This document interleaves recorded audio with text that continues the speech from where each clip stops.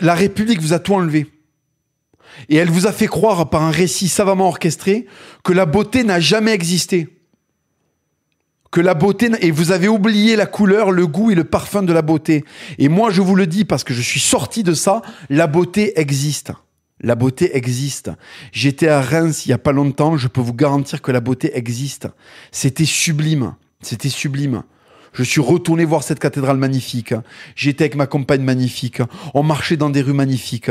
On a bu on a bu un cidre produit localement. Alors je sais que c'est un crime de boire un cidre produit en Champagne au lieu de boire du champagne. Mais que voulez-vous, j'avais envie de cidre à ce moment-là. On a bu un petit cidre du secteur. On s'est régalé. La beauté existe. Et c'est pas des trucs qui coûtent des millions d'aller se faire un petit week-end à Reims quand vous êtes pas trop loin. J'étais sur Paris. C'était pas trop loin, j'ai mis un coup de bagnole, on s'est pris un petit hôtel, on allait visiter, on n'a pas dépensé des milliers et des cents. En tout cas, beaucoup moins que quand tu vas en boîte et que tu consommes 3 mojitos pour aller choper une Magali un peu moins obèse que celle que tu as à la maison. Je veux dire, à un moment, faut arrêter d'être dans le reniement de nous-mêmes, bordel, on est des Français, on est fait pour la beauté. Le Français a été créé pour la beauté, il en était l'ambassadeur, avec le Rital et le grec. On en a été les ambassadeurs de la beauté. De la grâce, de la légèreté. Putain, Et c'est magnifique ce que disait le Raptor. Il disait je pense à l'homme que j'étais et j'ai de la peine et moi ça me le fait aussi. Et en fait c'est terrible parce qu'on pense dans la détresse dans laquelle on était. Et cette détresse, vous ne pouvez en mesurer la force et l'écho qu'une fois que vous êtes sorti du trou, qu'une fois que vous êtes sorti du couloir de la mort, qu'une fois que vous avez arrêté de suivre la ligne jaune. Ou la ligne verte, pardon. La ligne verte. C'est une fois que vous êtes sorti de ça que vous réalisez à quel point vous étiez dans une autoroute vers le trépas. Quand je pense à Hugo d'il y a 20 ans, mais j'ai une peine stratosphérique. Quand je vois tous les sacrifices, les combats qu'il a fallu mener pour vous parler en homme libre aujourd'hui, j'ai envoyé la République se faire enculer. J'ai envoyé les francs-maçons se faire enculer. J'ai envoyé YouTube se faire enculer. J'ai envoyé mes ennemis politiques se faire enculer et leurs cadavres passent devant moi. Plus le temps avance, plus ils tombent. J'en ai vu passer un paquet qui voulaient ma peau et qui aujourd'hui sont dans le flop intersidéral et qui n'ont plus de carrière, à gauche comme à droite. La vie, Dieu m'a donné ça parce que j'ai résisté à chaque fois. Le dernier debout a gagné. C'est ce que tu apprends sur un ring de boxe. Le dernier debout a gagné. Moi, je suis encore debout. Il ne faut pas laisser la vie vous mettre à genoux. The last standing man, disait le Queensbury en 1865, quand il a établi les règles de la boxe anglaise. Dit le noblard. Vous comprenez ? Après, moi, c'est la boxe. Il y en a, ça va être la philosophie du rugby. On accepte de se faire des passes en arrière. Donc, on accepte, si vous voulez, de faire des choses qui sont contre-intuitives pour avancer. Magnifique philosophie. Et on le fait en équipe. Et face à face. Magnifique. Magnifique. Tout autour de vous, vous verrez, a une part de laideur, certes, mais a beaucoup de part de beauté. Et si vous voulez, le piège actuel, c'est que même à droite, on vous concentre sur la laideur. Ouais, regardez, il y a tel OQTF. Ouais, regardez, il y a tel ministre, il a fait ça. Ouais, regardez, Louis Boyard, il est obèse. Ouais. Et la beauté. Et la reprise en main. Et le sparring. Vous croyez que ça l'empêche de vivre sa vie et de lutter pour son pays à Baptiste Cheval qui allait gagner les Golden Gloves? Non, parce qu'attendez, ce garçon, vous comprenez pas. Ce garçon, vous comprenez pas parce qu'il est gentil.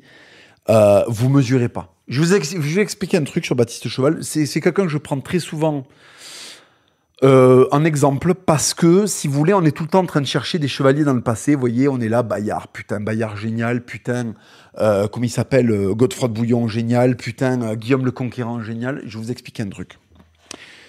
Il était dans le même pays que vous, Baptiste Cheval. Il est né dans le même pays que moi, dans le même pays que vous, la France. La France en dégringolade. En plus, lui, il est né plus tard que moi. Donc, il a encore moins profité de la beauté de ce pays. Il est né dans un désert industriel, dans une famille nombreuse. il a fait des boulots où son âme, d'accord, son âme, il la mettait dans un mouchoir de poche et il mettait un coup de marteau dessus.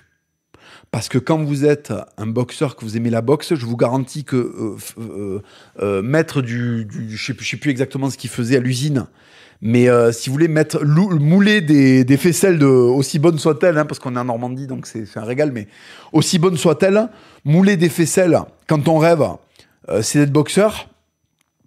On n'est pas à Byzance, bon. Mais il avait un rêve, il avait un idéal, il avait une foi. La foi a permis d'aller se la coller à l'usine sans faire trébucher l'âme sur ça. C'est-à-dire, mon Dieu, je sais que je fais quelque chose qui est contraire à mes intérêts psychologiques et à mon épanouissement, mais c'est au nom d'un épanouissement prochain. C'est-à-dire, je vais bosser parce que je veux partir réaliser mon rêve aux États-Unis. Et à partir de là, Dieu fait le reste. Dieu va te donner les instruments pour que tu puisses, parce que tu as résisté, parce que tu n'es pas rentré dans la laideur du monde et que tu l'as rejoint dans un idéal de beauté, Dieu va commencer à paver ton chemin de petits éléments qui vont plus ou moins te faciliter les choses. Tu vois. Voilà. Il est allé gagner les Golden Gloves de New York. Je vais vous expliquer un truc. Les Golden Gloves, c'est une compétition mythique. C'est-à-dire que nous, les Français, comme nous ne connaissons plus rien en boxe, parce que malheureusement, la boxe a été beaucoup combattue dans ce pays et elle a été aux mains de gens qui ont fait n'importe quoi avec. On a malheureusement, on a un pays qui s'est désintéressé de la boxe et qui la connaît très très mal. Les Golden Gloves, c'est une compétition mythique qui a lieu dans chaque État américain. Et les Golden Gloves new-yorkais, c'est les Golden Gloves où tu as tous les Portoricains, où tu as tous les Cubains. Tu as un sacré paquet de très très bons boxeurs. C'est pas les Golden Gloves du Delaware, c'est pas les Golden Gloves du Kentucky. C'est les Golden Gloves de New York, un des États les plus difficiles.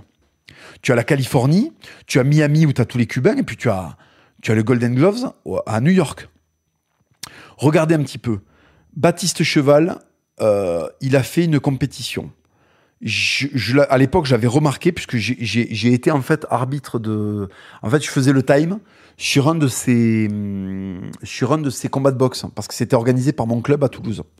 Donc, je l'ai rencontré à ce moment-là, on avait sympathisé, il me connaissait un petit peu, il suivait ce que je faisais. Il suivait ce que faisait le Raptor. J'en ai parlé au Raptor, je lui ai dit, regarde, ce mec-là, il est prometteur, c'est vraiment... Et le Raptor a généreusement décidé de le sponsoriser, alors qu'à ce moment-là, il n'avait pas, si vous voulez, montré grand-chose, il n'était pas professionnel ni rien. Regardez comme la vie et comme Dieu fait bien les choses. Un mec qui avait la foi et qui était bien câblé, paf, rencontre avec moi, j'en parle au Raptor. Le Raptor remarque Baptiste, commence à le sponsoriser. Le sponsor permet d'y croire, permet d'être mis en valeur par le Raptor, permet d'aller voir d'autres sponsors, permet d'aller aux États-Unis, permet d'aller faire briller la France à l'étranger, permet de montrer aux Américains que non, les Français, c'est pas, comme ils aiment à le penser, capitulation en 44. Les Français, c'est le peuple qui a donné le plus de victoires dans les batailles de l'histoire. N'en déplaise aux gens qui disent les Français sont des fragiles. Les Français, en tout cas ceux jusqu'aux années 50, si vous voulez, non, mais même ceux jusqu'en mai 68, sont le peuple qui a gagné le plus de batailles au monde. Voilà.